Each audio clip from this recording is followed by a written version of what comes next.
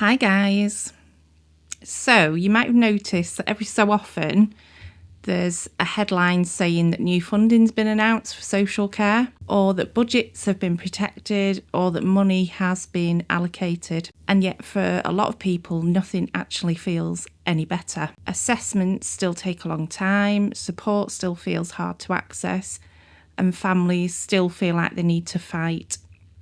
So today, I want to briefly talk about why social care can feel broken even when this funding is talked about, and why that disconnect exists. When people hear that funding's been announced, it's completely reasonable to assume that that means faster assessments, more support will be available, there'll be shorter waiting lists, there'll be less pressure on families.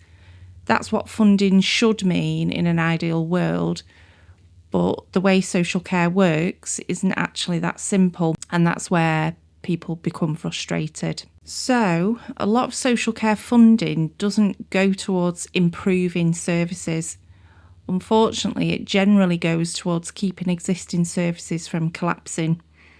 Local authorities are dealing with rising costs of existing care packages, staff shortages, agency staff costs, inflation, and increased demand from an ageing population, because we're living longer, aren't we? So when money's announced, it's often used to plug gaps, stabilise services, and meet statutory duties, and it doesn't go towards expanding services or reducing waiting lists.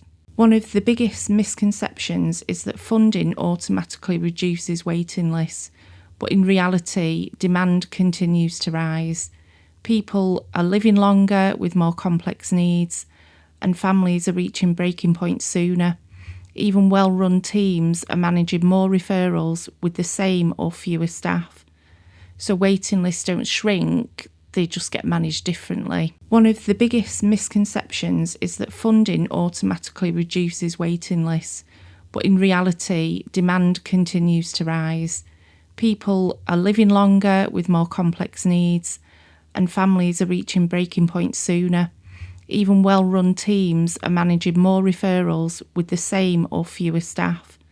So waiting lists don't shrink, they just get managed differently.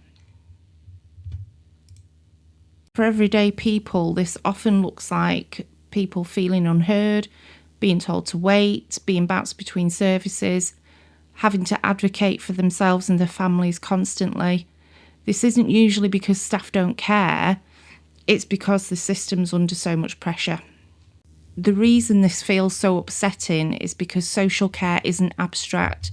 It affects whether someone can wash safely, whether a carer can cope, whether a discharge is delayed, whether someone can live independently. So when funding's announced and nothing changes, it feels personal because it is.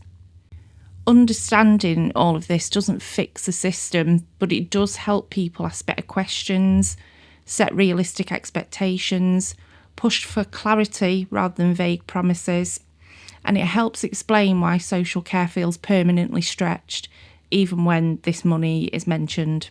So social care doesn't feel broken because nobody's trying.